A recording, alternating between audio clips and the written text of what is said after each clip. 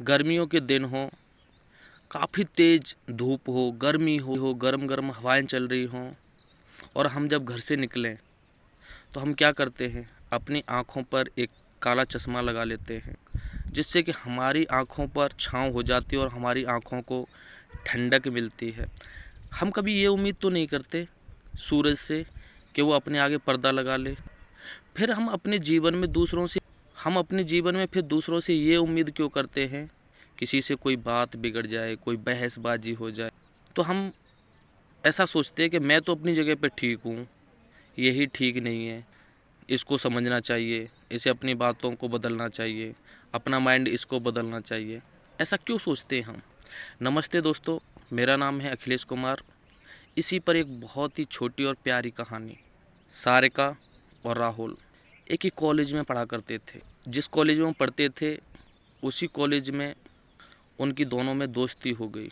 उन दोनों में दोस्ती हो गई। जब सारिका और राहुल की दोस्ती बढ़ती गई और उन दोनों में प्यार हो गया तो उन्होंने शादी कर ली। जब सारिका अपनी ससुराल में आई तो उसने वहाँ पर देखा कि उसके ख़यालात और उसकी सास के ख़यालात बिल्कुल अलग अलग थे। ज़मीन और आसमान का अंतर था दोनों की सोच में। सारिका मॉडर्न ज़माने की जहाँ लड़की थी, आज़ाद ख़्यालों वाली थी, पढ़ी लिखी थी, वो आज़ाद पंछियों की तरह जीवन जीना चाहती थी। वहीं सारिका की सास रूढ़िवादी, पुराने रीति रिवाजों वाली थी। अब उन दोनों में जब एक दूसरे से ख़यालात नहीं मिलते, एक दूसरे से बात नहीं मिलती, तो झगड़ा होना स्वाभाविक। उन दोनों में झगड़ा होने लगा, सारिका में और सारिका की सास में।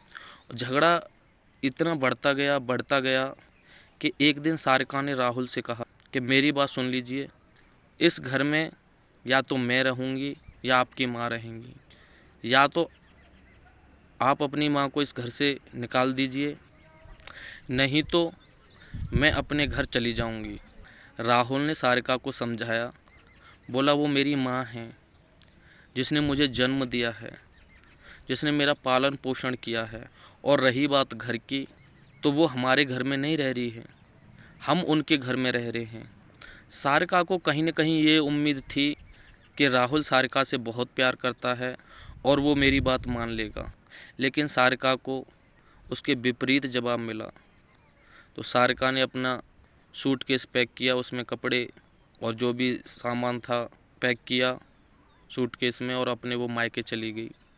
जब वो वहाँ गई तो वहाँ जा कर के वो रोने लगी, अपने पिताजी से कहा कि मैं उस घर में अब बिल्कुल भी नहीं रह सकती, मुझे वहाँ जाना ही नहीं है। तो सारिका के पिता ने कहा कि बेटा ऐसा क्या हुआ कि जो तुम उस घर में नहीं जाना चाहती? तुम तो राहुल से बहुत ज़्यादा प्यार करती हो, फिर अब ऐसा क्या हुआ, अब उस घर में रहना नहीं चाहती? तो सारिका ने सारी बात बताई कि उसकी सास के ख़यालात और मेरे ख़यालातों में ज़मीन आसमान का अंतर है, इस वजह से मैं उस घर में बिल्कुल भी नहीं रहना चाहती। तो सारिका के पिता बहुत ही सुलझे हुए और सभ्य आदमी थे।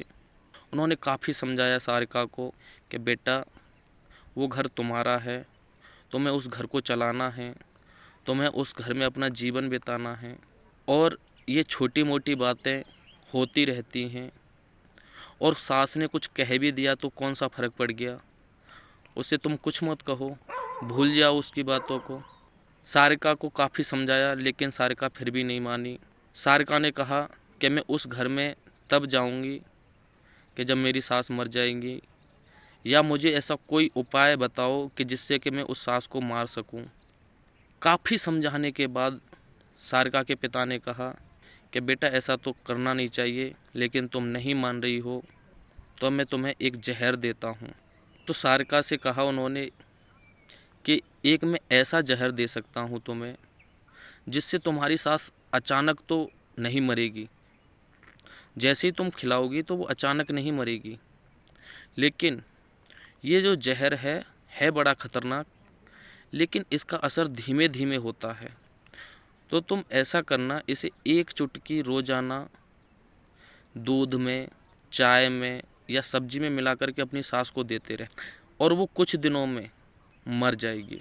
सारिका खुश हुई और वो खुशी खुशी उस जहर के डब्बे को लेकर के अपनी ससुराल आ गई और वहाँ रहने लगी। सारिका के पिता ने सारिका से आने से पहले एक बात कही थी कि बेटा, तुम जा कर के अपनी सास की बहुत सारी सेवा करना, उन पर कभी तुमको गुस्सा आए तो कुछ बोलना मत, उनकी बात सुन लेना, पलट करके जवाब मत देना, नहीं तो शक हो जाएगा तुम्हारे ऊपर और ये बात हो जाएगी, इस बात का पता चल जाएगा कि तुमने अपनी सास को जहर दे करके मार दिया, तुम्हारे ऊपर किसी को शक नहीं होना चाहिए।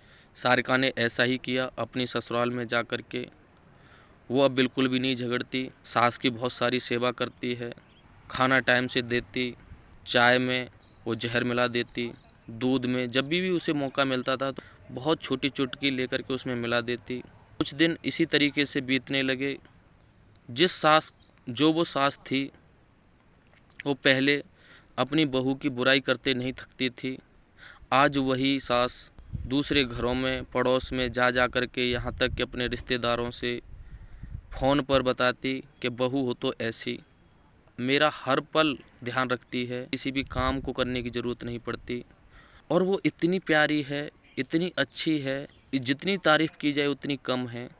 अब सास और बहू नहीं रहे, सहेलियों की तरह बातचीत करते, हंसी मजाक करते। पड़ोसी भी बहुत परेशान रहने लगे क्योंकि वो सोचने लगे कि अब इस घर में ऐसा क्या हो गया है, सुबह से लेकर के शाम तक यहाँ से झगड़े की आवाज़ आती थी, लड़ाई की आवाज़ आती थी, अब वो आती नहीं, ऐसा क्या हुआ। इधर सास को भी सारिका से प्यार हो गया और सारिका को भी अपनी सास से प्यार हो गया क्योंकि उसे वो सेवा करते करते अब उसे डर लगने लगा। इधर सारिका को अपनी सास से बहुत प्यार हो गया, सास को भी अपनी बहू सारिका से बेहद प्यार हो गया।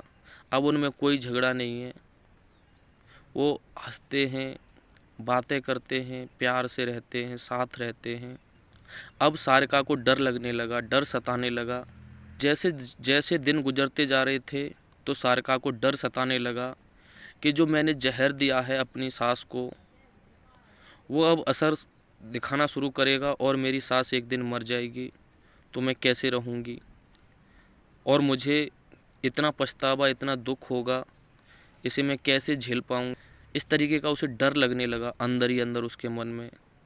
तो एक दिन सारिका अपने मायके फिर से गई और जा कर के अपने पिताजी के गले लग कर के बहुत ज़ोर से रोई और कहने लगी, पिताजी अब आप ही मुझे बचा सकते हैं। बोला, अब क्या दिक्कत हुई? सारिका के पिता ने कहा, अब क्या परेशानी होगी बेटा? तो सारिका ने कहा कि पिताजी, मैं अपनी सास को बिल्कुल भी नहीं मारना चाहती और मैंने तो उन्हें काफ़ी दिनों तक जहर खिलाया है और अब वो असर दिखाएगा और मेरी एक दिन सास मर जाएंगी। तो सारिका के पिता ने कहा कि बेटा, तुमने कोई गुनाह नहीं किया है और ना ही मैंने तुम्हें कोई जहर दिया है, वो तो पिसी हुई शुगर थी जो मैंने तुम्हें दी थी।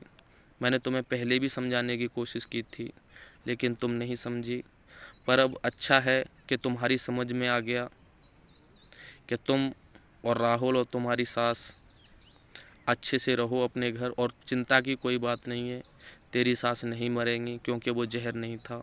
कई बार हम अपने जीवन में भी ऐसे कदम उठा जाते हैं, ऐसे डिसीजन ले लेते हैं कि हमको अपने पराये लगते हैं, बुरे लगते हैं, अपने अपने होते हैं।